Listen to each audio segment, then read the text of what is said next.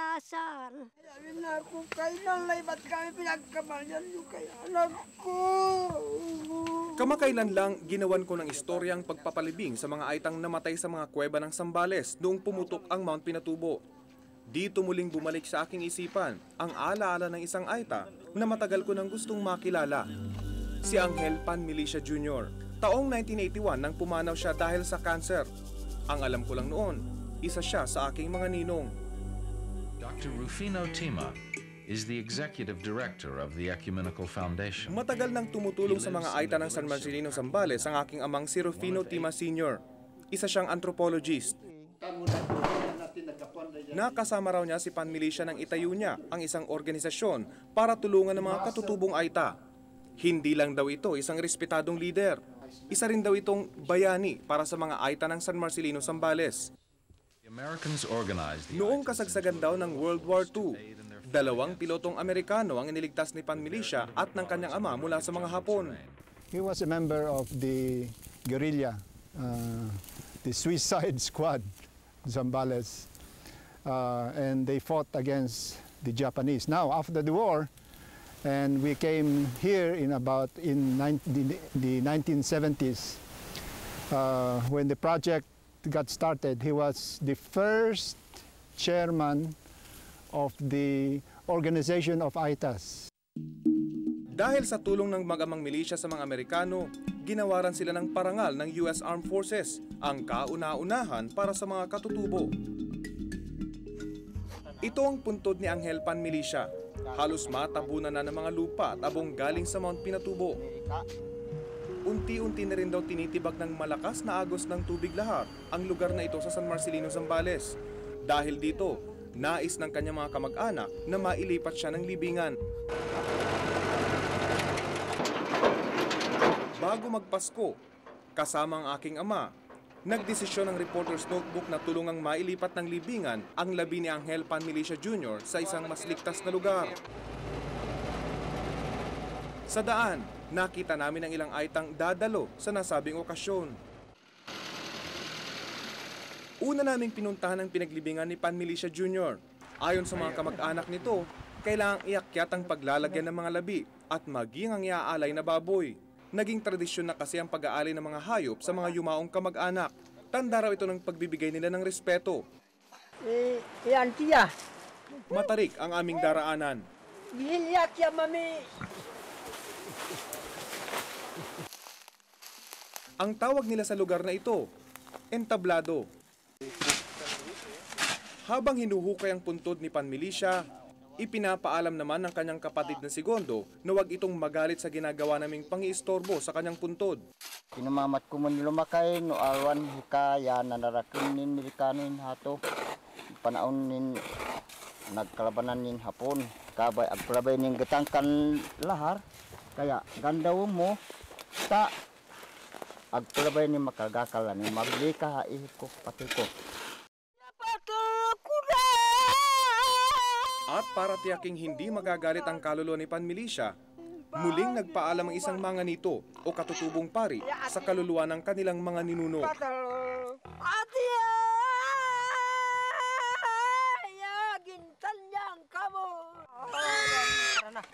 Bago tuluyang buksan ang puntod, inialay ang dugo ng buhay na baboy para sa kaluluwa ni Panmilicia. Mahigit 20 taon nang nakalilipas mula nang ilibing si Panmilicia, kaya puro buto na lang niya ang natira.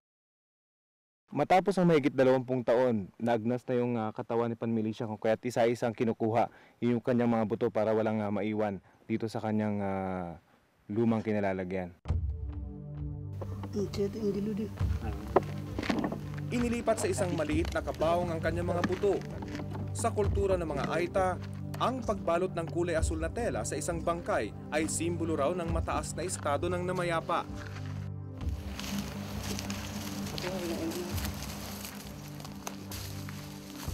Dahan-dahang ibinaba ng mga kasama naming Aita ang maliit na kabaong.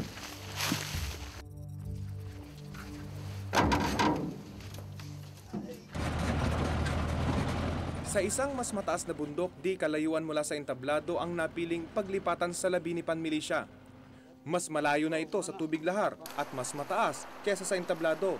Pero tulad ng dati, matarik pa rin ang aming daraanan. Uy, ito, tanap ito. Uy, kita mo yung Tradisyon na sa mga Aita na mag-alay ng pagkain bago ilibing ang kapwa Aita. Tinawag ang kaluluwa ng iba pa nilang ninuno para makisalo sa inihandang pagkain. Sa kalagitnaan ng pag-aalay, isang espiritu ang pumasok sa katawan ng isa sa mga kamag-anak ni Pan Milicia.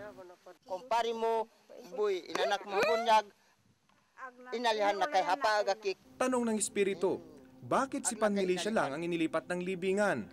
Gayong nakalibing din sa entablado ang ama nito. Ala kay? Agama kita ito. Agi na bayba. Nuag, tika mo tati kay na di tika mo hagyatin na ini. mahirapan kay ako mahirapan. bilang huyot anak. Noong 1960s namatay si Pan Milicia Sr. Noong panahong yon, hindi pa naman usong nicho para sa mga katutubong Aita. Kaya gustuhin man daw ng pamilya na ilipat din ang labi ng matandang Pan Milicia, imposibleng makita pa nila ang mga buto nito. Ilang minuto pa natahimik na rin ang kaluluwa. Hudyat na tinanggap na raw nito ang paliwanag ng pamilya. Mahalagang lugar na ito para kay Pan Milicia Jr. kung kaya dito siya inilipat. Noong panahon kasi ng Hapon, sa mismong lugar na ito, nakatayo ang bahay ng kanyang ama. Bagamat halos 30 taon nang nakasama ng aking ama ang mga katutubong Aita, bilang isang anthropologist, nasurpresa pa rin siya sa desisyon ng pamilya ni Pan Milicia na ilipat ito ng libingan. You know, this is the first time that I saw a riberian. I think it's unusual, but so is this eruption of Pinatubo an unusual event. Ang apo namang si Emiliano Milicia, tila panatag ng loob sa bagong kinalalagyan ng kanyang lolo. Parang nakapundasyon na yung paniwala namin na parang siya buhay pa dahil nasa lugar siya na medyo matibay at malayo sa itong paninirang lahar. The prayers that they said is a prayer of continuity. So they were saying to the spirit of those who went ahead, come and eat.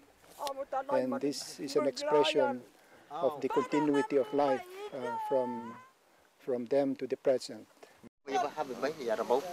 Ayon sa kapatid ni Pan Milicia, ang ala-ala umano ng kanyang kapatid ang nagbubuklod sa mga kasama niyang Aita. Kaya mahalagang nailipat ang mga labi nito. Pirmin mapasyalan hati. Maskin bilang dia na, tahu mapasyal. Nin au anak pati ni kuno makawa ko pun mapasyal ko hati. Bagamat matagal na umunong patay ang kanyang kapatid, buhay pa rin ang ala-ala nito sa karamihan sa mga Aita. Mula pa noon, ang pamilya na nila ang kinikilalang leader ng mga Aita sa parting ito ng Zambales. Nagbigay pa raw ito ng bilin sa kanya noon. Agmong pahawaan habit si loob ni Sawang, tabay di kita mo nabiyay. Kaya agmo yung pahawaan, kaganaw mo yung mipapatil, bayaw mo, agkaw mi babangga, gandaw mo'y manalang tao. Anuman ang hamon o pagsubok na dumarating sa buhay ng mga Aita, maipagmamalaki pa rin nila ang kanilang angkan, nagkakaisa sa mga adhikain at patuloy na pinahahalagahan ang mga pangaral na iniwan ng kanilang mga ninuno. Ako si Rafi Tima at ito ang nakatala sa aking reporter.